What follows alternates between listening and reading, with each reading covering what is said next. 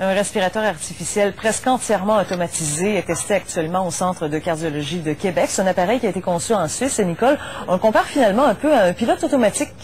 Oui, voilà, c'est un système qui permet de réaliser là, une respiration artificielle pilotée par ordinateur avec un minimum d'intervention.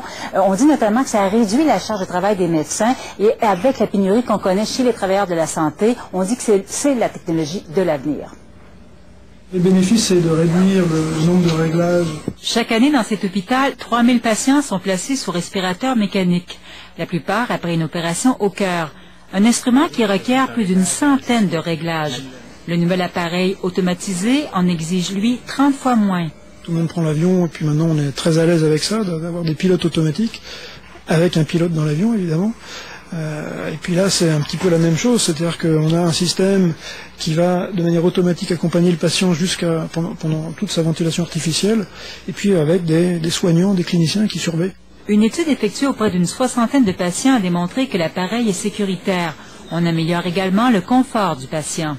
On a tendance à mettre des volumes pulmonaires un petit peu trop élevés, et ça aussi, la machine va les réduire de manière automatique. Et d'autre part, des bénéfices en termes de réduction de charge de travail, ce qui nous laisse le temps donc pour d'autres patients qui sont plus complexes, et pour rencontrer les familles par exemple. Ça, c'est des choses que les machines ne peuvent pas faire.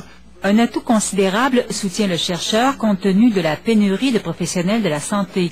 Au cours des 10 prochaines années, le nombre de patients qui seront opérés au cœur va pratiquement tripler avec le vieillissement de la population. On opère quand même des gens plus âgés, avec plus de maladies concomitantes à leur cœur, surtout des maladies pulmonaires.